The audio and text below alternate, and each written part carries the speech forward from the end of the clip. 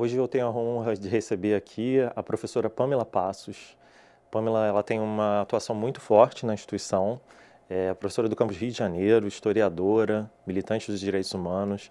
A gente vai ter uma conversa aqui bem interessante da trajetória da Pamela, tanto dentro da instituição como fora da instituição, e qual a relação aí que conversam todas as frentes da Pamela com o IFRJ.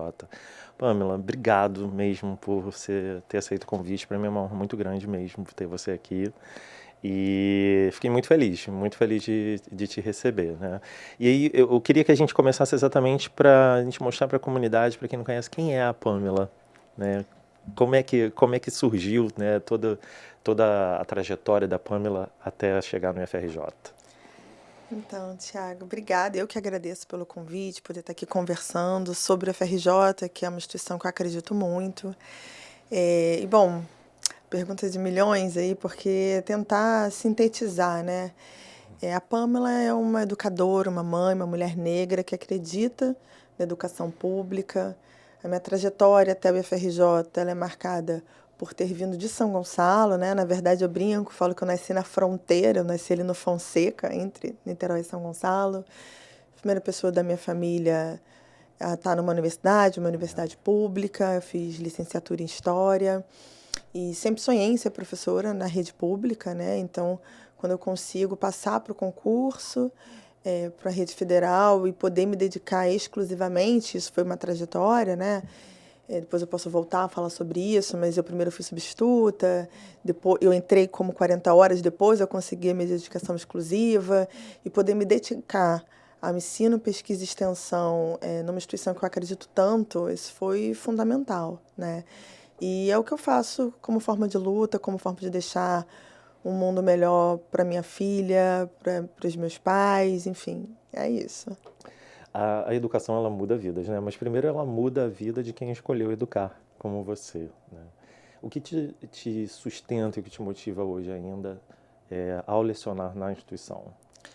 Eu acho que olhar para a juventude, né, eu atuo sobretudo no ensino médio, eu tenho toda uma formação acadêmica, mas a minha carga horária de ensino ela é toda no ensino médio técnico integrado, é ver como esses jovens, que às vezes estão cansados, estão exaustos, estão com questões de saúde mental, às vezes também nos irritam, né? Porque não dá aqui para ficar adorando a pílula, dizendo que todo dia lindo é maravilhoso. Não, tem dia que a gente fala assim, meu Deus do céu, hoje não vai dar. Mas estar com essa juventude que tem uma disposição de mudar, que está querendo conhecer, né, é a possibilidade de mudar o mundo, né? Eu acredito na rapaziada, como diz a É, música, né? Eu lembro que no semestre passado, numa turma de sexto período, do curso de biotecnologia, né? Eu passei um trabalho sobre o relatório da Comissão Nacional do Verdade e um grupo de alunas se emocionou apresentando esse trabalho, né? Então, no Brasil, onde a gente tem setores que falam sobre retorno da ditadura, poder estar junto com essa juventude construindo, né, valores democráticos, para mim é o que me estimula, é o que me faz acordar e ir lá fazer o que tem que ser feito. o FRJ ele é feito de quem acredita, né? Mesmo antes de ser acreditado, né? E como foi seu ingresso no IFRJ? Como é que foi, assim, essa ideia sua, assim, vou lá trabalhar no FRJ? Como é que surgiu? Então, eu entrei quando era o Cefetec, né? Aham. E aí, na época, inclusive, era aquela confusão. Você falava, você dá aula, aí a pessoa, no Cefetec. Aí eles entendiam Faetec. Aí você falava, não, é o Cefet Química. Aí a pessoa achava que era o Celso Koff. Aí depois vira FRJ e todo mundo acha que é o O FRJ. FRJ. Sim. Não é fácil, Aquela né? sopa de letrinhas, uma crise de identidade. Eu fui substituta, né, no momento da minha vida que eu, nossa, estava trabalhando muito, porque eu peguei um contrato no CAP da UERJ, era substituta no CAP da UERJ, substituta no Cefet Química na época, né, do Maracanã, fazendo mestrado. E ali eu me encantei, falei, gente, eu preciso passar para um concurso aqui. E esse foi 2007, né, que foi meu ano de contrato. 2008 eu consigo, né, tivemos alguns concursos e eu consegui passar no concurso, um concurso bem concorrido, como são os nossos concursos, né? E desde então sou professora da FRJ aí, ao longo desses 16, né, acho que 16 anos já, professora titular de História. Maravilha. E você tem algumas atuações, né, ao longo da sua carreira em pesquisas com juventude nas favelas, né, a questão da violência também, a questão de violência institucional também. Como é que dialoga essas suas pesquisas com o seu trabalho no IFRJ? Conta um pouquinho pra gente. Bom, primeiro que assim, quando eu cheguei, eu pensei, caramba, que legal, eu posso fazer muita coisa aqui, né? Como eu falei, eu primeiro entrei como 40 horas, e aí 6 meses depois eu consegui, entrei lá na época, a gente entrava com um processo, um projeto, tinha que dizer o que você ia fazer, etc. Consegui dedicação exclusiva, saí da escola particular que eu dava aula, falei, agora vamos ocupar, o que eu posso fazer aqui? E saía submetendo tudo quanto é edital, né? E fui buscando articular essas temáticas, né, que foram temáticas sempre muito caras para mim, de segurança pública, de cultura popular, de direitos humanos, nos projetos de ensino, pesquisa e extensão, né, nas minhas aulas, então, no ensino e na pesquisa e na extensão. E tornando o IFRJ como esse lugar aberto, como esse lugar de diálogo para quem não conseguiu entrar, seja como estudante ou como servidor, entender que esse é um espaço de todo mundo, né?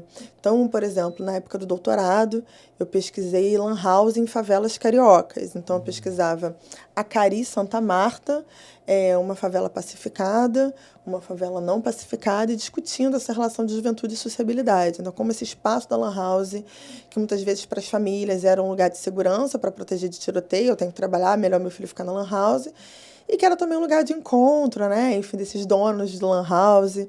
Foi um período muito rico, foi um momento onde eu acompanhei, por exemplo, toda a criação da APA Funk, da Associação dos Profissionais e Amigos do Funk, né? Sou funkeira, gosto de funk, né? Hoje consigo dançar menos funk, né? A idade não deixa, apesar da musculação. E nisso fui cada vez mais, né, dialogando sobre direitos humanos, porque a gente tem um período aí onde a unidade de polícia pacificadora, como diz a minha amiga e ex-orientadora, faz passar e ficar a dor, né? Pacificador. Então, foi nesse momento de muita relação com inúmeras favelas, dentre elas o Complexo do Alemão, que hoje a gente, né, vai ter um campus. Lá atrás, a gente já falava, já cobrava sobre esse campus. Então, esse é um pouco, assim, né, do que eu vou tentando engajar e trazendo para os dias atuais, como hoje nos debates de perseguição docente que eu faço, né? Enfim, da importância do enegrecimento da nossa epistemologia, dos nossos saberes, com as nossas cooperações, que isso é uma coisa que eu sempre busquei trazer na minha trajetória, né? Fazer cooperações, convênios do IFRJ com outras instituições, com movimentos sociais, né? Para essa relação do saber acadêmico com a sociedade. Que lindo, nossa, muito legal. Eu tinha algumas coisas que eu não sabia, né? É muito legal saber, né? Eu acredito que quem escuta os jovens aprende a educar de verdade, né? E você tem muito essa relação, e como você mesmo fala, você atua basicamente no ensino médio. O que você acha que, através dessa escuta com os jovens, o que você acha que você aprende e que também traz para a sua carreira no FRJ? Olha, eu aprendo que a escuta de verdade é aquela que acolhe e que dá devolutiva também, né? Então, assim, eu não posso tirar o meu lugar de gênero, raça e classe. Tem um conceito de interseccionalidade que é muito importante para mim. Então, eu brinco, né? E é uma brincadeira séria, brincar é coisa séria, com os meus alunos, falando assim, cara, eu sou uma mãe preta. Então, eu não vou ficar aqui passando a mão na cabeça, eu vou chamar a responsabilidade, eu vou falar, como dizia minha grande amiga, né, Marielle, a gente em algum momento vai falar dela também, mas a vida é dura, bebê, a vida é dura, vamos lá, não vai ficar chegando 40 minutos atrasado na minha aula não, hein? Não, professora, mas teve tiroteio. Opa, você não vai sair no meio do tiroteio, é claro, tá liberado. Espera passar o tiroteio, depois a gente resolve. Então, eu acho que com essa juventude, né, que tá aí, e aí é sempre muito importante falar, tem vários teóricos que abordam sobre isso, não existe uma juventude, mas várias juventudes e os seus pertencimentos. A juventude da Zona Sul não é a mesma coisa da juventude da Baixada, não é a mesma coisa da juventude do interior, porque as possibilidades são diferentes, né? Alguns jovens são alçados à vida adulta muito mais cedo pela necessidade de cumprir um papel econômico na sua família. Então, acho que a gente, enquanto educador, tem que estar atento a essas coisas. E aí entra a importância da instituição, de uma análise institucional, porque a professora, ela não é um salvador, a gente não vai fazer milagre. Porque enquanto a gente achar isso, a gente só adoece, né? Eu recentemente vi uma pesquisa, não tive tempo ainda de ler completamente, mas que dizia que professores estão adoecendo muito, os professores que adoecem menos são aqueles que se importam menos. Eu pensei, deu ruim para mim, porque eu me importo. Sim. Eu me importo. E entender também quais são os nossos limites, nossas atuações e o que é da instituição, o que é nosso individual, o que é do poder público, né, mais amplo do que o poder público que é o FRJ, porque o FRJ é, na verdade, uma política pública, né, que é uma educação pública. Acho que esse é o nosso desafio, que é isso que eu acredito que eu me comprometo, né. É importante até pegar esse gancho, né? A escola, além de ela ser acessível, né, ela tem que ser acolhedora, tem que dar esse suporte, né? Que tipo de FRJ você acha que hoje a gente está construindo, né? E o que você gostaria que a gente pudesse construir para frente? Olha, Tiago, eu acho que a gente está construindo IFRJs múltiplos, super diferentes. E isso está em disputa, né? E, obviamente, vai ter aquele que eu acredito mais. Mas eu queria começar pela sua frase, que, assim, tem setores, às vezes, na instituição que me corrigem, ou corrigem os outros, quando a gente fala de escola. Nós não somos uma escola, nós somos um instituto. E, gente, eu tenho tanto orgulho de falar a palavra escola. É óbvio que eu entendo e eu defendo que nós somos um instituto com ensino, pesquisa e extensão, com graduação, pós-graduação, ensino médio, educação básica, né? Enfim, os nossos cursos FIC. Mas esse lugar de valorizar a escola pública, eu trabalhei muito tempo com linguagem, né, com análise do discurso, eu acho que é um lugar em disputa. E me boto para disputar, me botou no lugar certo. Então, eu acho que tem setores, que acreditam no IFRJ que deveria fazer menos para fazer mais, então que vê com muita preocupação a expansão e etc. Tem outros que acreditam na expansão e que acham que a gente tem que, de fato, ampliar, garantindo que outras pessoas, que outros corpos ocupem a nossa instituição. Eu me coloco nesse grupo, e vendo isso com muita atenção, né, para não ampliar apenas os nossos problemas.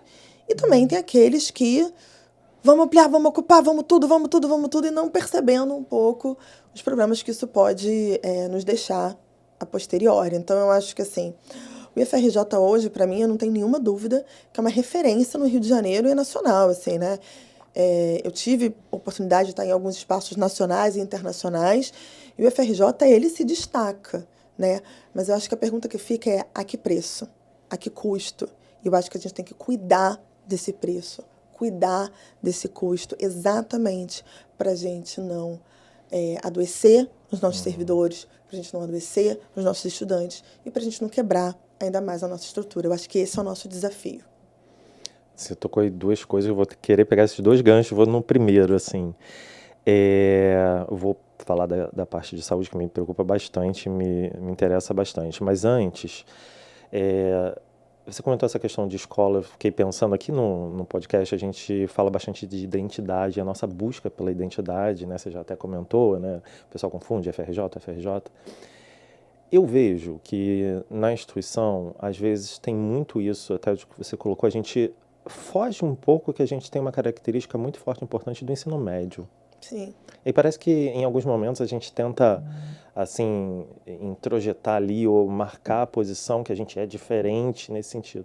Mas a gente tem a educação básica que é, no caso, o nosso forte, né? Como você acha que essa questão da identidade ela pode ser trabalhada melhor? Porque assim, minha concepção, né? Eu acho que a gente tem, até pela nossa lei de criação, né, os cursos prioritariamente os técnicos integrados e fornecemos as licenciaturas e tudo mais. Mas às vezes a gente vê um certo discurso de que o nível daqui é um nível universidade, um nível isso aqui, e acaba que ninguém se encontra. Né? Os docentes acabam não se encontrando, a gente às vezes não se encontra exatamente da forma que vai dialogar com o aluno que está ali do outro lado, sentado na cadeira da sala de aula. O que você acha? Assim, eu queria te ouvir mais sobre isso, porque é algo que me interessa assim, bastante, sobre a identidade propriamente dita, né? E por que a gente também tenta, né? Às vezes sai muito disso, né? Olha, então, para o campo das ciências humanas em geral, né, a gente fala também de identidades no plural. Nós somos muita coisa e a gente, né, já dizia Lulu Santos, estou musical hoje, né? Tudo muda o tempo todo no mundo. E as nossas identidades também, elas estão em construção, porque a gente se constrói a partir do diálogo com o outro, né? E eu acho que tem também muito esse lugar de hierarquia do saber. Então, como se ser do ensino médio fosse algo menor, né? Eu tenho uma trajetória, eu tenho doutorado, tenho 2 pós-doutorados, e em vários lugares, quando eu vou falar, as pessoas ficam assim, quer que te apresente como pesquisadora? Eu falo, não, como professora. Porque, inclusive, para mim, todo professor é um pesquisador, entende? Então, assim como as pessoas falam, você dá aula na pós-graduação? Eu falo, não. Mas por quê? E, assim, eu nunca me... Pode ser que isso mude em algum momento, mas eu nunca nem me credenciei, ou tentei me credenciar no programa de pós-graduação estrito sensu, né? Eu já fui de um programa de pós lato sensu, foi ótima a experiência no ensino de ciências lá do campus Rio de Janeiro, mas depois eu pedi para sair, para me dedicar mais ao ensino médio. E eu, por exemplo, tenho a sorte de trabalhar num campus que a minha realidade, pelo menos assim de um convívio, né, não posso falar por todo mundo, mas que eu vejo os professores e professoras muito satisfeitos de dar aula no ensino médio técnico integrado, que é onde eu gosto muito de dar aula, né? E eu acho que tem a ver, então, essa questão das identidades com esse lugar de hierarquia, de achar que quem está no mestrado, quem está no doutorado, quem está na graduação é melhor, vai ser mais valorizado. E um outro ponto, que eu acho que a gente não pode deixar de falar, e acho que dialoga com a minha formação de trabalhadora, né? Eu fui sindicalista durante muitos anos, eu sou militante, não só dos direitos humanos, né? Fui militante por causas trabalhistas e participei de muitas greves, né? Inclusive no Instituto Federal, e antes do Instituto Federal, né? Quando eu estava na rede estadual, porque, como diz, também é outra música, na luta que a gente se encontra. Eu acho que quando você atua no ensino médio, você está lidando com alunos menores de idade.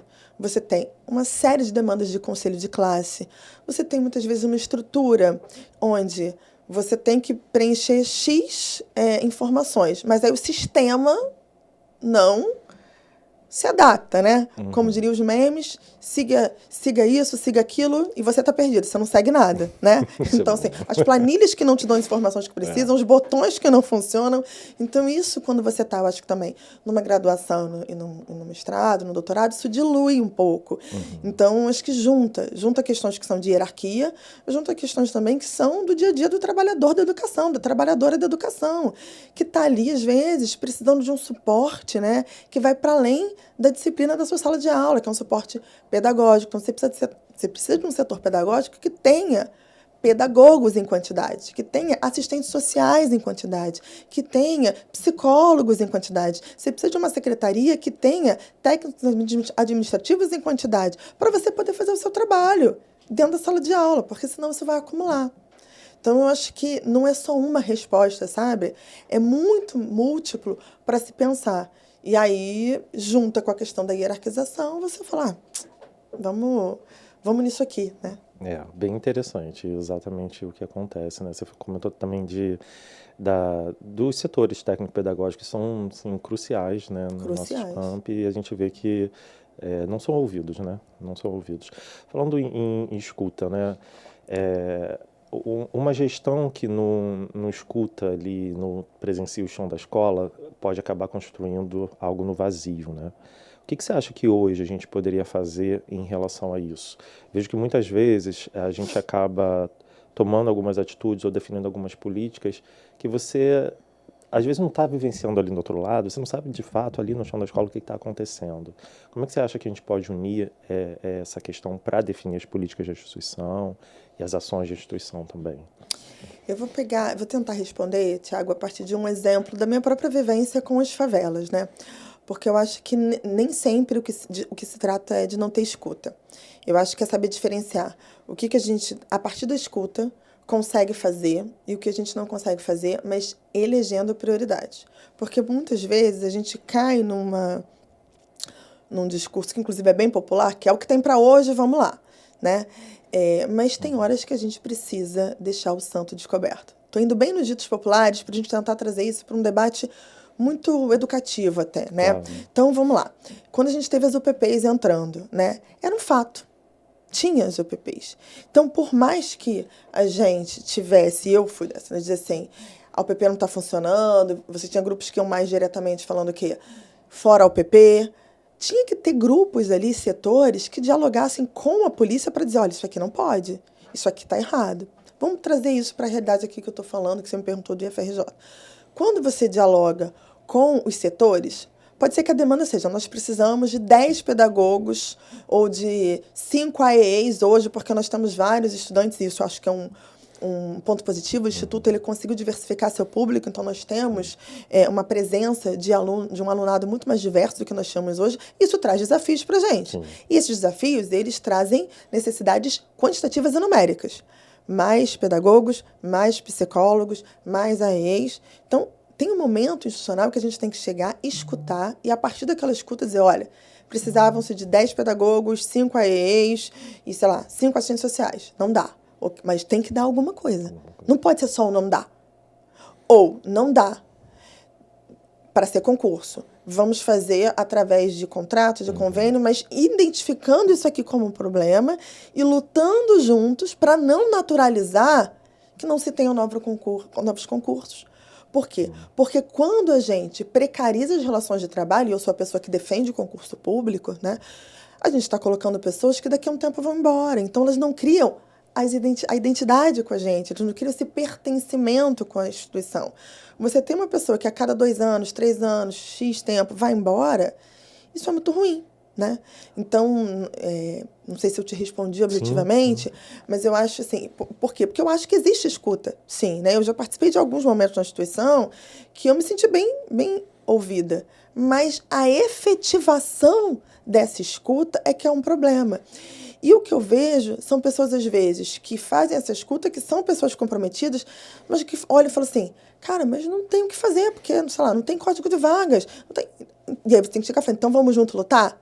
E aí o que eu escuto muitas vezes também, eu acho que assim, gestor, seja qualquer cargo que estiver, não pode esquecer que ele está na gestão. Ninguém aqui fez concurso para gestor. Todo mundo aqui fez concurso para servidor e servidora. Você está no cargo A, B ou C. Então, você não tem que deixar de lutar por aquilo. Você pode lutar de uma maneira diferente, né? Você pode ter outra estratégia de cobrança, mas cobrar é sempre importante, né? Como diz Alder, o nosso silêncio não nos protegerá. Então, a gente tem que fazer barulho. Lindo demais, é isso mesmo, né? E, assim, saber que a gestão é uma questão muito transitória, né? E que você tem um papel ali de cobrar também, não é? Às vezes a gente terceiriza muito as responsabilidades, né? E temos que estar o papel lá junto de ter essa cobrança e encontrar soluções. Um papel bem importante que a gente faz no FRJ, a gente, na nossa educação, formar, né, nossos alunos como cidadãos críticos, né? E que às vezes algumas pessoas têm dificuldade de entender isso, né? Veio o viés muito técnico que tem. Qual você acha que é o papel do professor dentro de sala de aula para a formação desse cidadão crítico? E aí eu digo professor de diversas disciplinas, inclusive as técnicas. Olha, eu acho que o nosso papel é exatamente integrar, como diz o nosso próprio nome do curso, né, da nossa modalidade, na verdade, integrar esses saberes, né? Trabalhando conceitos como cidadania, direitos humanos, uma educação democrática. E a minha trajetória, Tiago, no FRJ, ela destoa de um certo discurso que, às vezes, é mais intenso na nossa instituição e que eu acho que não é mentiroso, ele condiz com a realidade das pessoas, mas não condiz com a minha, né? A minha realidade é que eu sempre fui integrada. Desde que eu fui substituta, né, no Campus Rio de Janeiro, eu já tive muitas relações de integração com os professores do curso técnico. Então, assim, eu lembro ainda como professora substituta da gente fazer um tribunal de Nuremberg para discutir, né, os efeitos da Segunda Guerra Mundial. E aí, vários professores, na época, era de um curso de biotecnologia, e eles foram jurados ali daquele tribunal de Nuremberg, pensando assim, né, esses avanços poderiam ser feitos ou não, e foi muito interessante.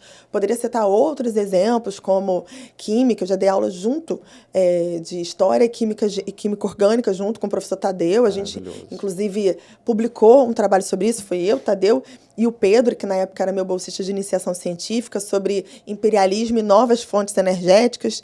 E aí fiquei lá um tempo entendendo sobre estação de petróleo, como é que se daria aquilo. Não me pergunte muito mais do que isso, porque eu não consegui acompanhar, né? Tenho as minhas limitações em química, mas a gente vai tentando articular para além de uma disciplina ou de uma aula, mas de ações, né? No semestre passado a gente fez uma atividade com o IDPN, o Instituto de Defesa da População Negra, sobre racismo ambiental, onde a gente articulou saberes que são do técnico com saberes que são do propedêutico. Então, acho que esse é o nosso desafio, e mostrando para os estudantes que, independente deles seguirem naquela área que hoje eles estão fazendo, no meu campus, técnico em meio ambiente, técnico em farmácia, técnico em alimentos, enfim, técnico em biotecnologia, em química, independentemente disso, eles vão ser cidadãos, e essa formação é para a vida inteira, né? A gente já teve eventos, por exemplo, de chamar ex-aluna para ir numa turma de farmácia falar sobre a revolta da vacina. Então, assim, como articular esse saber que é técnico, que é histórico, que é social, que é científico? Acho que esse é o nosso desafio. Nossa, parabéns. Assim, meu sonho é que a gente tenha, aí, de fato, o nosso ensino integrado, né? Não, e aí isso não pode ser uma utopia, porque, por exemplo, para que isso aconteça, a gente tem que ter, objetivamente, carga horária, Sim. espaços de convivência, para a pessoa poder sentar, tomar um café. Se a gente está numa instituição que não tem, literalmente, cadeira, mesa, espaço, né, isso fica difícil. Agora, isso é culpa do João, da Maria, do José? Não, isso é uma análise institucional que a gente precisa fazer para a gente entender os pontos que a gente tem que atacar e ver as estratégias de como cada um ou cada uma vai lutar por isso. Porque não vai cair do céu. Aliás, isso fala muito da minha trajetória. Nada que eu consegui caiu do céu. Porém, né, nós, sobretudo população negra, mulheres negras, a gente também está cansado de ficar o tempo inteiro só ali, né? Linha de frente, linha de frente. Não. Vamos dividir isso e vamos pensar como a gente tem diferentes pesos nessa luta, diferentes cobranças, mas no mesmo, né, numa mesma direção, né? Diversos, mas não dispersos. E você falou uma coisa bem interessante, assim, criando estratégias, né? Porque aí a gente se vê diante de diversas questões que a gente queria implementar, mas no final você não tem as pessoas se perdem ali, não conseguem iniciar pelo passo A, para você poder chegar lá no teu objetivo final, né? E aí acho que quando você toca nesse ponto, né, do passo A, do passo B, eu acho que isso é um elemento que, em geral, não gasta dinheiro e que ajuda muito. Eu aprendi muito num período que eu estive na gestão, com técnicos administrativos, né, que me ensinaram muito também a criação dos fluxos, né? Como isso pode ficar transparente, né, na instituição, porque quando você sabe os passos que você tem que seguir, quando você às vezes facilita isso, né, então você clica aqui, tem um formulário tal para preencher, ou aqui você acessa essa experiência pedagógica que foi feita, sei lá, no campus X, no campus Y, você pode minimizar o tempo, o trabalho e dar mais qualidade de vida, né, para os diferentes servidores dos diferentes segmentos. Porque você imagina, um técnico administrativo que responde 40 vezes a mesma pergunta por e-mail, é exaustivo. Agora, se tem lá um caminho a ser seguido, né, como eu aprendi lá o tal do bisage, né, quando eu tive um tempo na gestão. Aliás, um beijo para a Anne, não tem como não falar da Anne Ramos, que eu aprendi muito com ela, né? E no início ela ficava, mas quem é esse tal de bisage? Eu achava que era uma pessoa, né? Ela, não, é isso aqui, é um organograma. E aí fui lá, ela me ensinou, conversei com o pessoal da DGTIC, da DGT, eu falei, nossa, caramba, não entendo muito de informática não, mas já entendi que isso vai facilitar a nossa vida. Vamos tentar. Mas para ter tempo de fazer isso, é preciso a gente escolher as prioridades. E aí eu acho que é o desafio, escolher as prioridades. Né? A nossa instituição precisa sentar com calma e escolher as prioridades para a gente conseguir avançar de uma maneira qualitativa e não só quantitativa. É muito importante. Vamos entrar num assunto bem importante. Sua amizade com Marielle Franco. De onde vem a ideia, né, de escrever um livro infantil sobre a história de Marielle Franco? Eu queria ouvir aí para você compartilhar com a gente. Então, Mari era minha comadre, né, amiga, muito amiga, e depois virou madrinha da minha filha. A gente se conheceu na militância, né, na militância partidária, inclusive, e a partir desse lugar das pessoas estranharem as nossas identidades. Então, voltando àquela pergunta, as pessoas falavam assim, mas como assim? Feminista, católica, a favor da legalização do aborto, pesquisadora que gosta de funk. pode, era quase um pode, Arnaldo? E a gente, Então, então a gente não se conhecia e as pessoas falavam, você tem que conhecer a Marielle, que ela é que nem você tem que conhecer a Pâmela, que ela é que nem você. E aí, quando a gente conheceu, deu um match total. Tanto é que as pessoas acham que a gente era amiga de infância e não era. A gente se conheceu na fase adulta ali, idos de 2006, mais ou menos. E sempre muito nesse lugar, né, de ficar papo de comadre mesmo, assim, né? Desde trocando onde tinha promoção de roupa para comprar, ela passando as dicas de onde comprar roupinha de festa junina, calça, eu falando da feirinha, não sei de onde e tal, até falar mesmo da coisa da militância ou de espaços acadêmicos, tipo assim, gente, mas a pessoa precisava falar 20 minutos para explicar aquilo ali? Nossa, podia ter sido mais papo reto, né?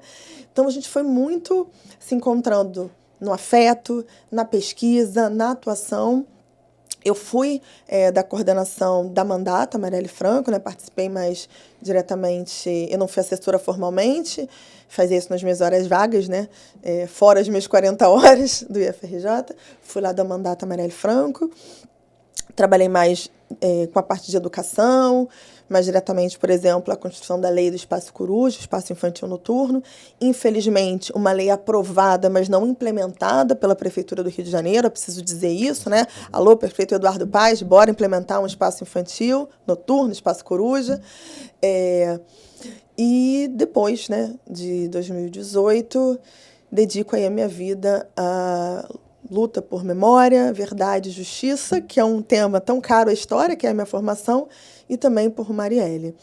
Então, eu faço parte do conselho do Instituto Marielle Franco. O Instituto Marielle Franco tem um convênio com o IFRJ, com o Instituto Federal do Rio de Janeiro. Isso é um prazer. A instituição, a gestão sempre apoiou essa relação com os movimentos sociais. Isso é importante que se diga. Assim, né? Eu sempre encontrei no Instituto Federal um respaldo para a minha atuação, enquanto a gente tem outras instituições que perseguem professores. A minha experiência individual, eu não posso falar sobre a dos outros, né? Foi de incentivo a essa atuação. E aí, nesse lugar, o Instituto, a família da Marielle, me procura para escrever o livro. E eu, no primeiro momento, falei, mas como assim, gente? Eu nunca escrevi para criança, como é que vai ser isso? Mas tenho uma filha, né, dessa faixa etária para a qual o livro foi feito. Isso também me inspirou, porque eu sempre tive muito medo, ela lembrava mais do que fizeram com a madrinha dela do que quem foi a madrinha dela. Então, também tinha um desejo meu de construir uma outra memória para as crianças, né? Ela topou ser minha assessora especial de assuntos, então tem uma cartinha dela, né?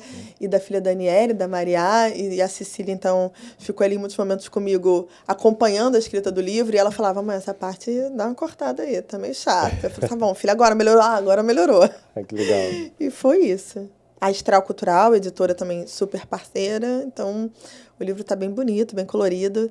Deixo aí a dica para vocês. É importante para essa geração, né, que está chegando aí, assim, conhecer toda essa história, né? E a convivência e a história que você teve com a Marielle, tem algum fato que te marcou, que traz para a sua vida como educadora, o seu cotidiano, assim, tem algo marcante que você pudesse relatar? Sim, sim. A Mari esteve lá no campus, né, 2 vezes, então, antes dela ter sido tirada de nós, né, e ela adorava ir para as instituições, para as escolas como um todo, e ela queria ser professora, né, enfim, ela era, de alguma forma, ela era formada em ciências sociais, né, não estava ali atuando como professora, e eu lembro que nos nossos papos ela falava assim, não, mas se eu for professora, eu quero ser professora, assim, de um IF, né, e tal. Ela foi em Nilópolis também, né, enfim, eu lembro, inclusive, quando ela foi a Nilópolis, eu fui dirigindo, ela foi reclamando a vida inteira, dizendo que eu dirigia muito devagar, que não sei o quê, e eu lembro que eu ali na Brasil, eu falei, olha, eu vou encostar para você dirigir. Ela, não, quero aqui de carona, de patroa. Mas você dirige mal pra caramba. Porque é verdade, eu não dirijo muito bem. Infelizmente, eu queria... Aí, né? Estamos aí, né? Queria aí sair desse lugar de ficarem acusando as mulheres de dirigirem mal. Conheço muitos que dirigem super bem, muito melhor do que os homens, mas não é o meu caso.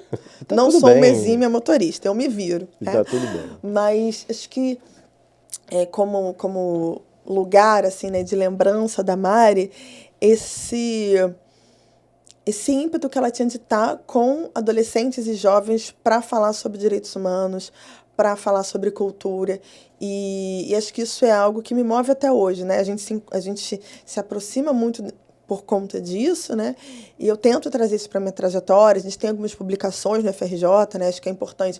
O FRJ hoje, ele nacionalmente, ele é uma referência na discussão de educação e direitos humanos, com muitos materiais gratuitos, livros, vídeos.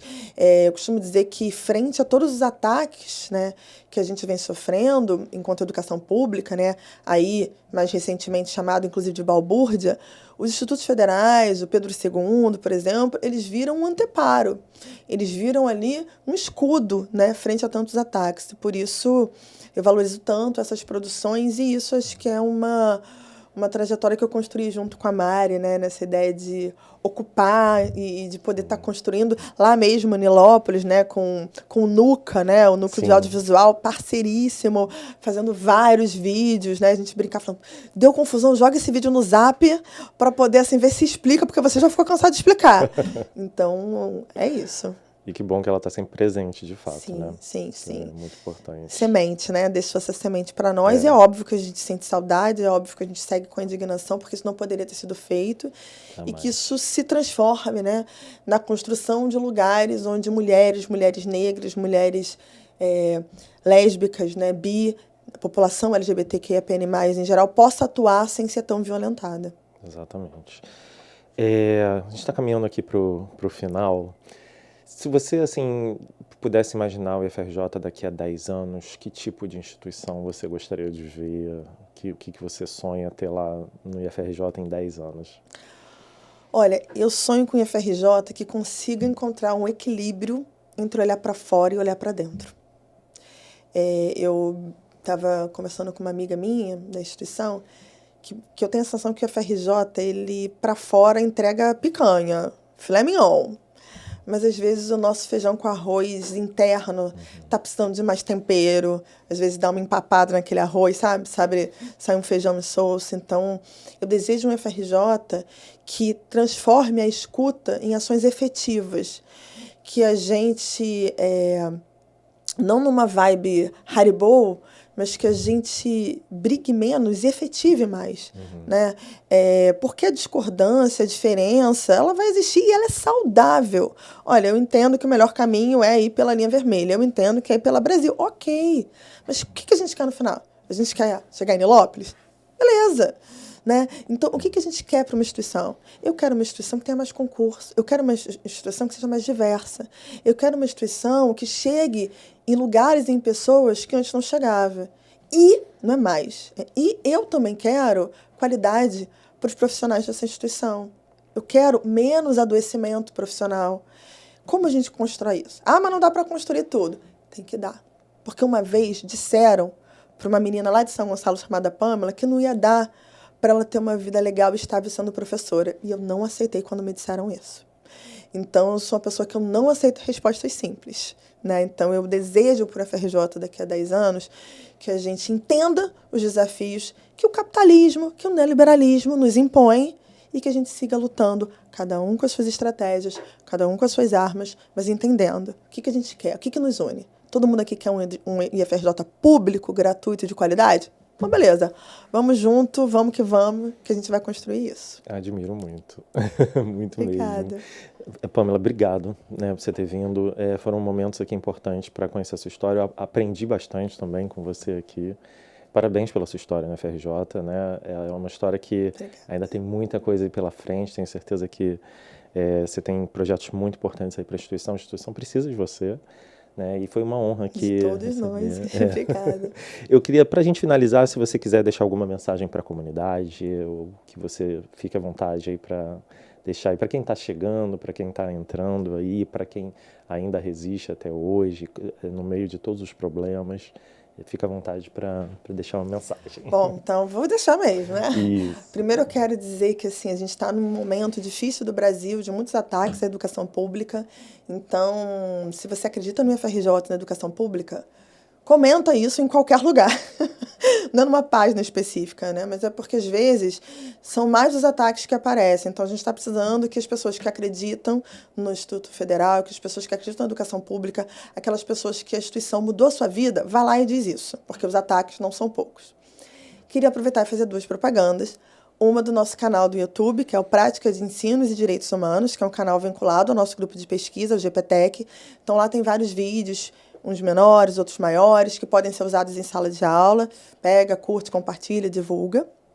E também o livro A História de Marielle Franco, né, que foi o livro que eu lancei em março desse ano, que é a biografia infantil da Marielle. E eu espero que a gente consiga aí contar a história de uma mulher negra, de uma ativista, garantindo a aplicação da Lei 10.639, ao Plano Nacional de Educação e Direitos Humanos, com o trabalho falando de uma educadora e de uma ativista tão importante na história recente do nosso país. É isso. Obrigada pela oportunidade, Thiago. Obrigado você, Pamela, obrigado. Bem, a gente termina esse episódio hoje, né? A gente aqui conhece várias histórias inspiradoras, eu tenho certeza que a história da Pamela inspirou vocês. Você que ainda não é do IFRJ, né? Que venha ser nosso estudante, nosso servidor, a gente vai ter o prazer, né, de acolher e receber, fazer parte aqui da nossa família IFRJ, e eu vejo você no próximo episódio.